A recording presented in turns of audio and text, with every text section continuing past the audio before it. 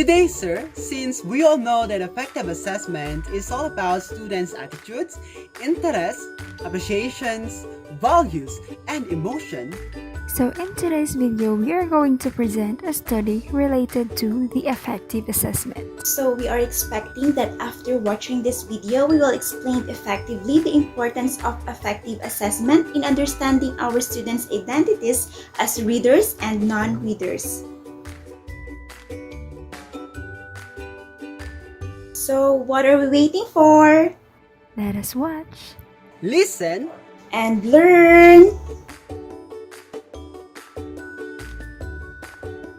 For the first study entitled, Using Affective Assessment to Understand Our Students' Identities as Readers and Non-Readers. This is authored by Susanna M. Gibbons, published on the year 2010, taken from the Journal of the Virginia Community Colleges. In this study, the affective assessment is taken as the independent variable, and the dependent variable are the students' identities as readers and non-readers. As Saxon, Levin-Brown, and Boylan have concluded in their research, the affective domain of assessment is often overlooked in developmental education. Carlo and others report that only 7% of community colleges engage in affective assessment. Affective assessment focuses on characteristics such as an individual's motivation, attitude toward learning, and feelings of self-efficacy. Given the focus on increasing student persistence at many community colleges through programs, it seems more than appropriate that faculty and institutions integrate more effective measures into their assessments of student readiness.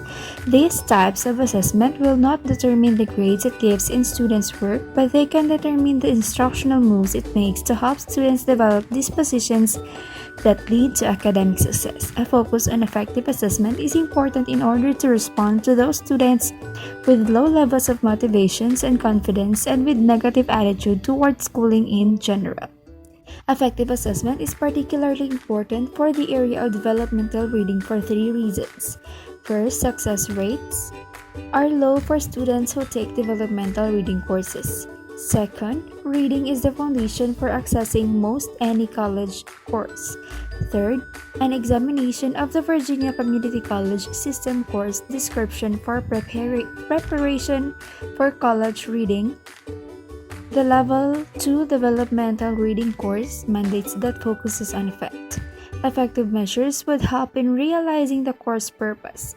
Despite the many reasons to engage in effective assessment and the fact that research shows that motivational processes are the foundation for coordinating cognitive goals and strategies in reading, such measures continues to be sparse.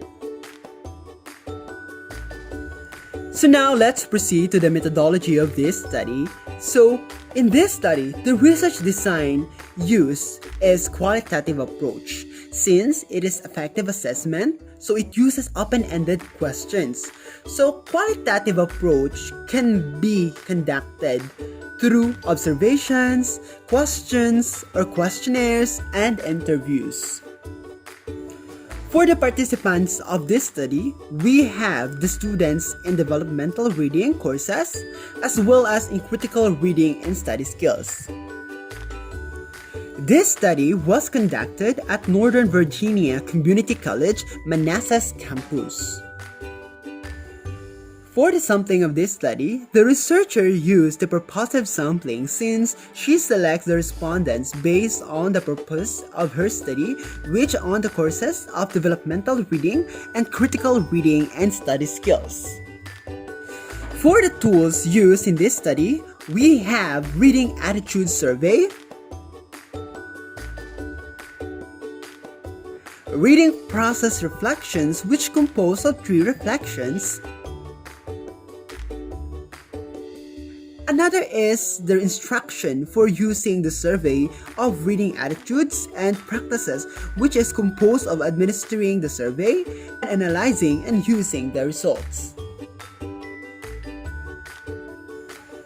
Now, for the results of the study, which is under the chapter 4, first, for the student's result, The following are excerpts taken from the students' reading process reflections over the course of the semester. So these excerpts demonstrate the types of affective changes that can occur during a semester. In the first reflection, these students wrote the following.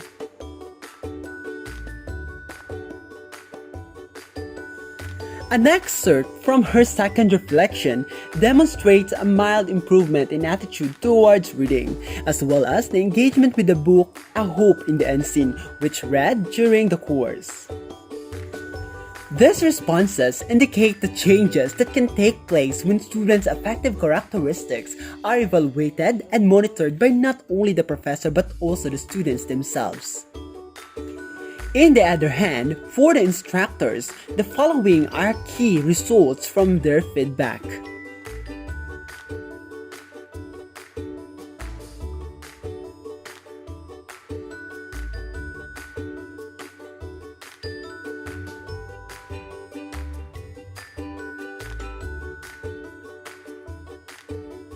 So let's proceed to the analysis and discussion or findings. For the instructors, first, with information about the students' affective characteristics based on more than anecdotes and isolated observations, they will be able to individualize their approaches to students.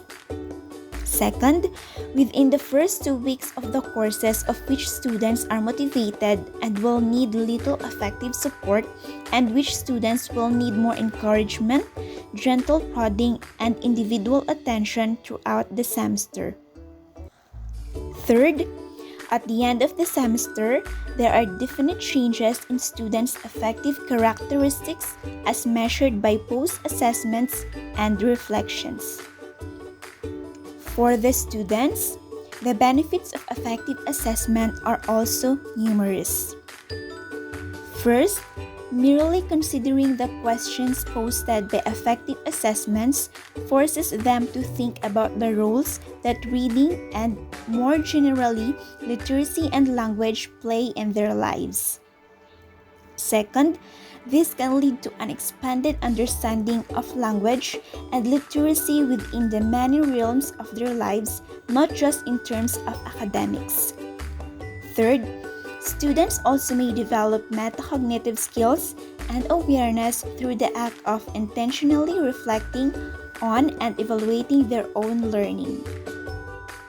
So for the conclusion, professors need to be aware of the supports that their students may need that are not directly related to their understanding of concepts, but rather to their ability to access the course text. Using tools for effective assessment in reading attitudes, reflection, and practices will enable them to provide support for the students or to direct them to services such as tutors and reading and writing centers located on their campuses.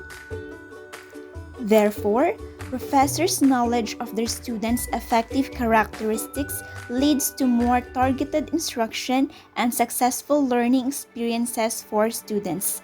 Because students are able to focus on affective development in concert with cognitive development, that they are more likely to be successful.